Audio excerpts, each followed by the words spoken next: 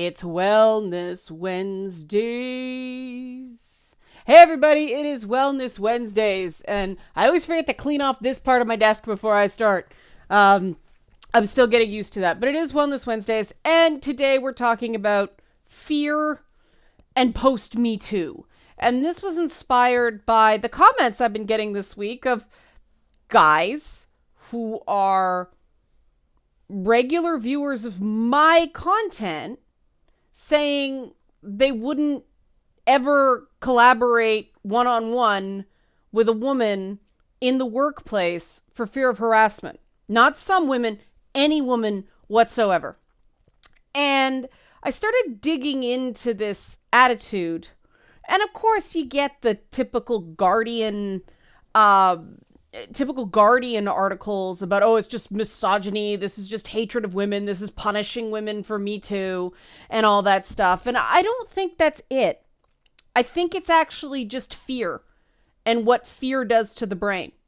So if you like these alternative approaches, help support this channel, become a monthly patron, patreon.com/LeannaK.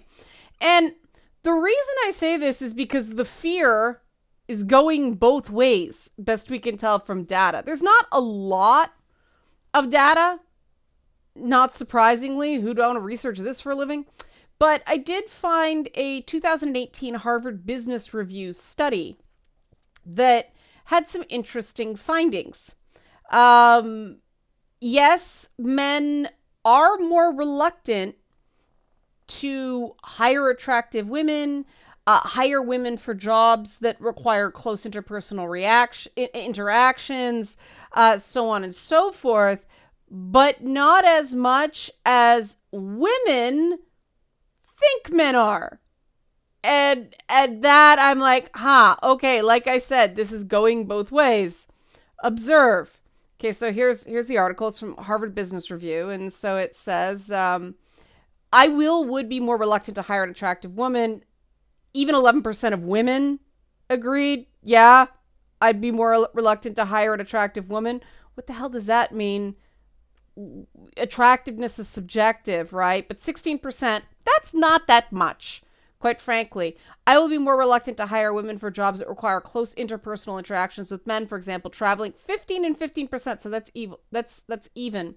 The more women who come forward about sexual harassment, the more likely it will be that men blame women for the problem. And there's quite a divergence here. 30% of men believe that was so. 43% of women said that was so. And now maybe you're starting to understand why I'm saying the fear goes both ways here. Men in general will be more likely to exclude women from social interactions. Big difference there. And I think that's notable. Right? The fact that men were only 22%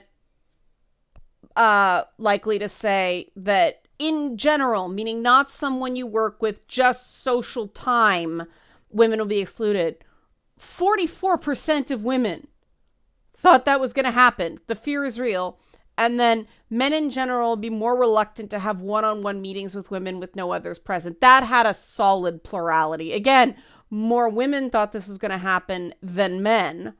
Now, I take two things from this data. The majority of men are still taking the point of view that if you don't do anything wrong, you're fine.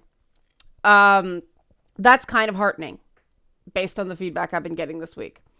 But for that subset of men who are legitimately afraid, not hateful, not, they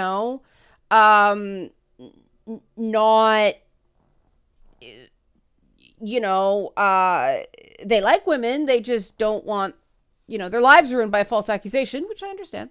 And then the women who are, basically planning on retaliating against other women because they don't want the problems as a manager, essentially. And women, for anybody who's interested, get a lot of mixed signals on this. It's like, oh, you're more likely to get hired, you're more likely to be seen as more intelligent, all that stuff, if you're attractive. But now it's like, except for those, 15% of people who won't hire you if they think you're too attractive. It's like, to an extent, attractiveness is not something someone can help. I mean, yes, the amount of time you spend on your hair and makeup um, matters, but if somebody's just really attractive with, a clean scrubbed face, they can't help that. What are they supposed to do? Look ugly to get a job? Like, it's bizarre. It's just, this is dehumanizing for everybody involved. Um, and this is where talking about fear comes in. The problem with fear is that it actually does have an impact on decision making that somebody can't just force away, you know.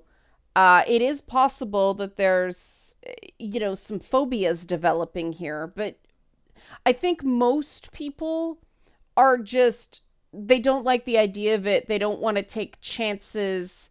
Their situation feels too tenuous as it is.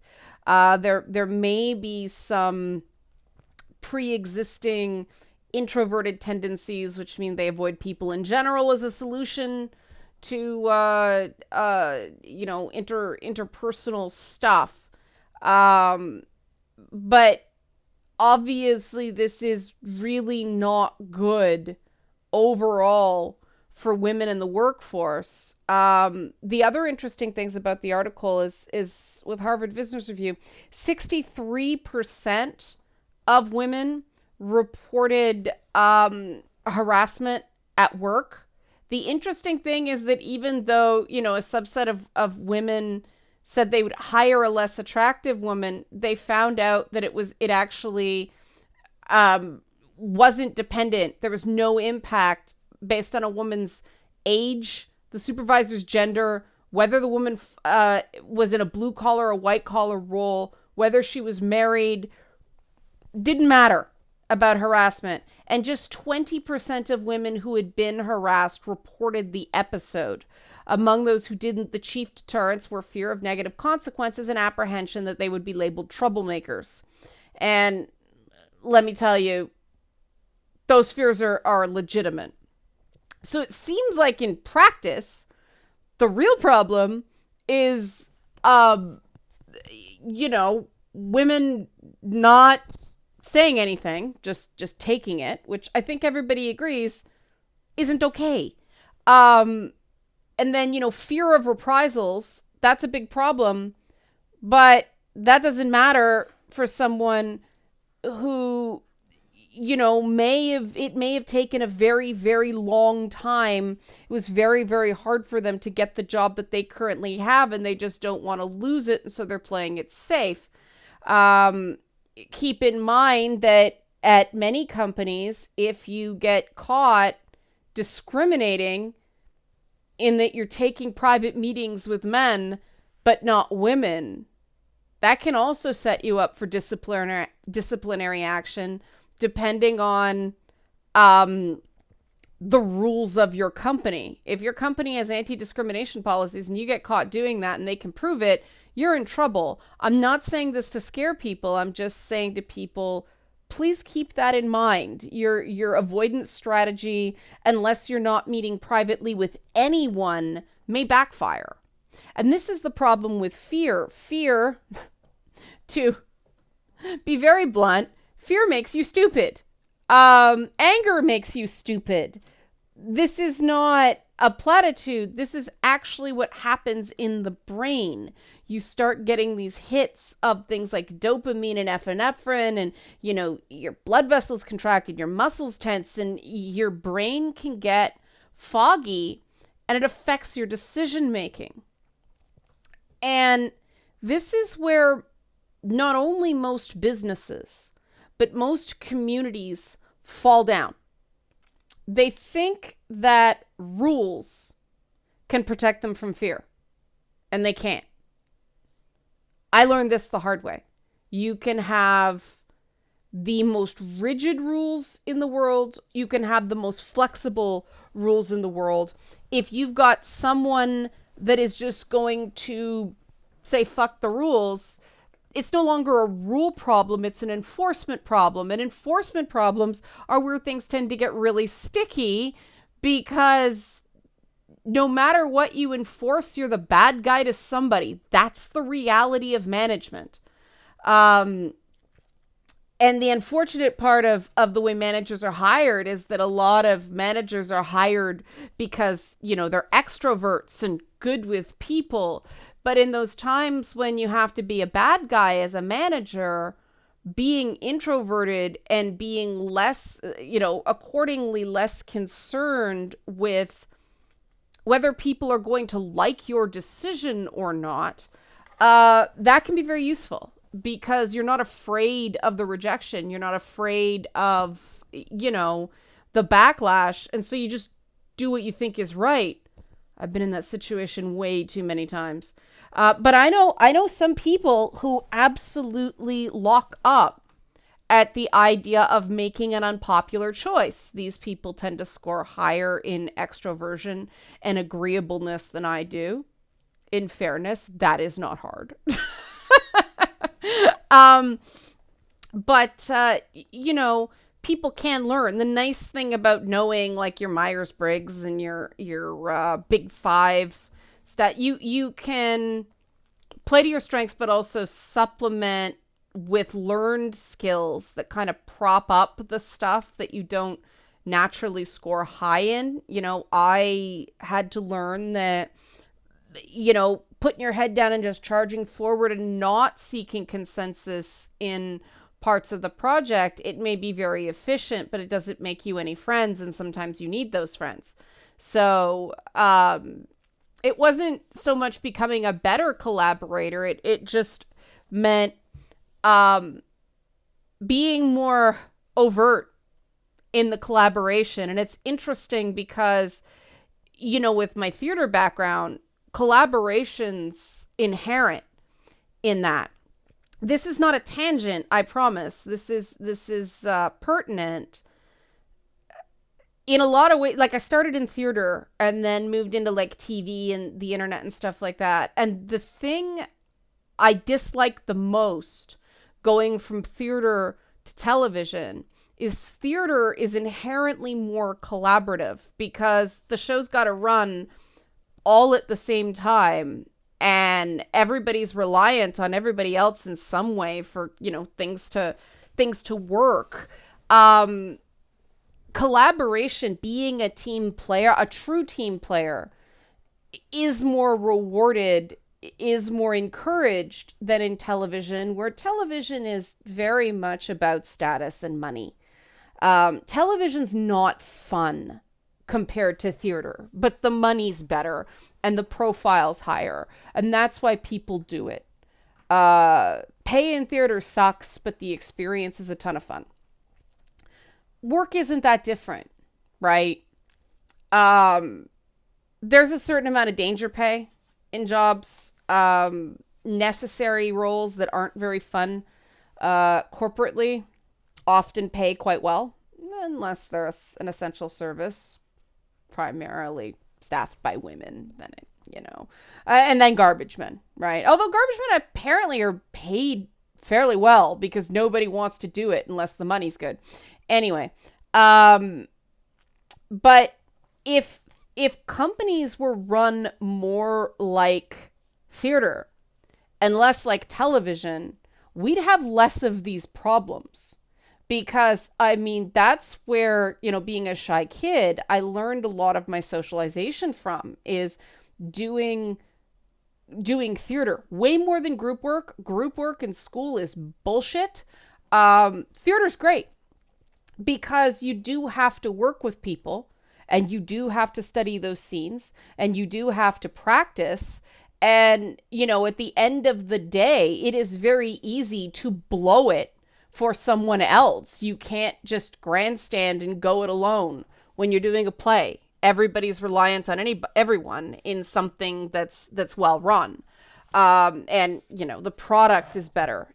If more companies were run like that, if more companies were run with the come to your manager, and quite frankly, managers should be checking in with staff when there's not a problem. Like there should be regular things of how's it going? Not a performance review, not a complaint, just how's it going? And really being open to the answer and not having some sort of big drama or retaliation if somebody tells you um, you know, things could be better for them. You want that early. One of the big mistakes I think companies make, especially in Me Too, is they make the consequences for reporting so huge that I know I've had this experience. The person reporting loses control over what happens next. A lot of times, at least, you know, in my situation, it was like, I don't want anybody fired. I just like them to stop, please. Like in my case, a lot of things I reported were more physical assaults. Then, yeah, that happens a lot when you're a TV crew. Dirty little secret of Hollywood. Some guys really like to throw their weight around and they know they won't get caught because why? Because it's either a firing offense or nothing is done. And they've done enough times and gotten away with it. They've thrown their weight around. They know, the union is going to protect them somehow. There's no proof. And so instead of it being like, look, there's been this complaint, we're keeping a record of it. Please don't do that again. Please be more aware of your physical surroundings. That's all it takes a lot of the time. Some guys, I mean, I got called a bitch a lot when they think I couldn't hear them. But it was a really interesting phenomenon going from theater where masculinity in theater is a very different thing than masculinity in television because of that tech element. Even though theater's highly technical, a lot of the tech guys in TV fancied themselves sort of, Captain Macho, right? And so they didn't take correction well, and they certainly didn't like being told what to do by a female producer. I hate that that's the case, but there's a lot of real resentment among television crews, at least in Canada. Now, part of it, I hate to say, is the union structure. Whereas, down in the US, yes, they're union, but it's, about getting in the right places and being very agreeable. When you go to the big, like, US productions that are shot in Canada, very different feeling. But yeah, there was retaliation when they were told to do things differently. It was nastiness all around when I had to tell the technical crews to start being more respectful to the dancers and the hot tub girls on my old late night show, because they were there to do a job.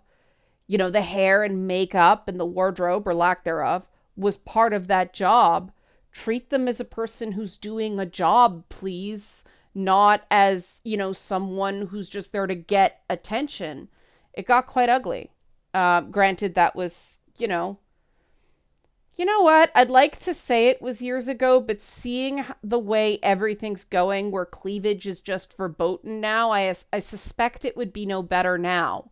I don't know if anybody saw the interviews Megan Fox has been doing about the misogyny that she experienced in her career because she was so attractive. People didn't see her as talented. And, she described her image as that of a hollow succubus. And I quite feel for her because, Megan Fox is clearly very attractive. I did think she was actually pretty good on camera, though. She didn't get a lot to do. She didn't exactly get meaty parts, but she did her job when she was there, and all these stories matter, right? And the problem is, and the reason I think there's so much fear, is because the narrative is that we have to only do something for female managers, or only do something for women like Megan Fox, or only do something for men that are falsely accused, instead of finding a system that helps everybody. So it becomes very dog eat dog, very us and them. It's TV instead of theater, right? Because the whole thing they drum into you with TV is you're replaceable. we'll hire someone else. Whereas theater, you lose somebody like 3 days before opening, you're in the shit. Yes, there are understudies for main parts, but you lose your lighting person, you can't get someone who knows the cues in 3 days. As somebody who's been in every role in this regard, including the person who's been falsely accused, some of you know about the stalker who, stuck her head up again. Yay. But accused me of protecting abusers. I know what it's like. I once had a guy try to get out of a sexual harassment complaint by claiming he was hard of hearing and I was discriminating against his disability. Yeah. The problem with that one is that he didn't just harass the complainant. He said something inappropriate to me as well at my own event. Oops. But this is the problem, right? The guys who do this harassment, they're shameless, and they're serial. They're so shameless, and they do it so often that they get this, oh, that's just that guy, right? And so people feel a chill of reporting it. Meanwhile, like, a bunch of other people are just afraid. And then there's, the occasional guy who does get, falsely accused, and it casts this chill on everybody. So what do we do, right? That's what Wellness Wednesdays tend to be about. I am not a fan of just pushing through fear. It's something you can do in the short term. It's something I have to do a lot. It's exhausting. You can't go to work every single day afraid. You can't. You just can't. You will burn out. This is not a question of toughness. Your body cannot handle all those stress hormones flooding you every single day you go to work. If you are that concerned about your job, consider that the problem is the management. It's not, those women looking to falsely accuse people. Because again, a minority of women even report harassment that does happen. It's your management structure. It's, with the Chris Avallone thing, they didn't do any investigation. They just fired him. And I can tell you that's not normal in entertainment. I am aware secondhand, like I have friends who were interviewed in entertainment sexual harassment investigations. They when it's done properly, they talk to dozens and dozens and dozens of people. They leave almost no room for error when they do this sort of thing. And, the people that tend to be found to, they've done it. It's eye-popping, the number of complainants there are. It's amazing how one guy can, mostly guys, but you know what I mean? There is a way to do it properly. The problem in some industries is companies don't care. Companies just, you're fired. Your contract says you really can't sue us. It's an at-will state. We can fire you for no reason. So we're officially firing you for no reason because we don't have to give one. Easier said than done, finding a company that doesn't do that in this economy. Hopefully that's starting to change. Hopefully that with the gaming industry and the emphasis on getting away from crunch, they will also incorporate some of these other elements of better work-life balance. Because I find with companies where you're afraid of getting fired unfairly for one thing, the fear tends to be getting fired unfairly for lots of things. And another thing that's happened to me, fired unfairly, just absolute lie. Nothing you can do. But that's the thing, there's nothing you can do.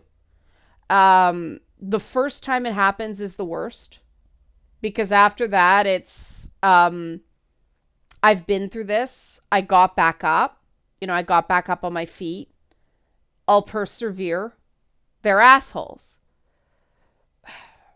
But the first time, and before the first time it happens, yeah, it's really scary. I remember how ill I was getting, just knowing it was pretty much inevitable because it was a badly run company, but just wanting to stretch it out as long as I possibly could, hoping I'd be able to find something else. Problem is, you really can't look for other work when you're getting exploited and worked crazy hours, and hey, shitty HR departments and crazy work hours, or lack of an HR department at all, they tend to go hand in hand. But sometimes all you can do is look for another gig. Easier said than done in gaming. Not gonna lie, easier said than done in gaming. But sometimes just looking makes you feel like you're in a bit more control. And that's the goal, to tamp down really, really crippling fear that's probably making you make some not great decisions, is to regain your sense of control. Regain the sense that the people who are making you scared don't have complete power over you. And that's done by small steps, increments, figuring out what you can control and what you can't. The things you can't control, you can't control. Don't try. Sounds easier said than done, I know. But it's amazing how much not trying to control the things you can't control frees up processing power for other things. And then figure out what you can control and what you can do. And one of the things you can control is your own behavior, right? If you know your behavior is above reproach, well, your behavior is above reproach, right? If you know you didn't do anything wrong, you didn't do anything wrong. If you know you expressed concerns politely, not making demands, just express concerns to your supervisor at the first possible opportunity, in a positive, productive way, with solutions as well as a complaint, you can take control over that, right? How they respond is not on you. A shitty manager is a shitty manager. There's nothing you can do about it. I've had my share. They're all over the place in entertainment. People get promoted out of what they're good at into a job they absolutely suck at. They can be brilliant on content and garbage with people. There's a lot of those out there. But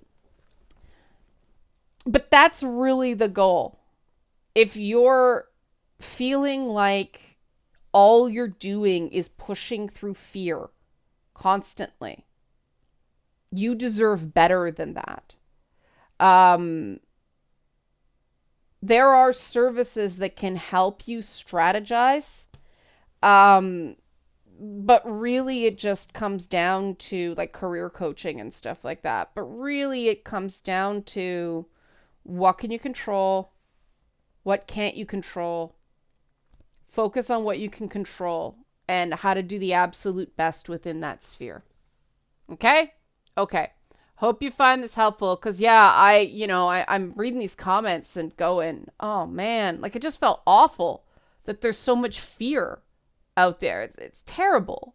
So if you like this kind of content, help support this channel. Become a monthly patron, patreon.com/LeannaK. Thanks for watching.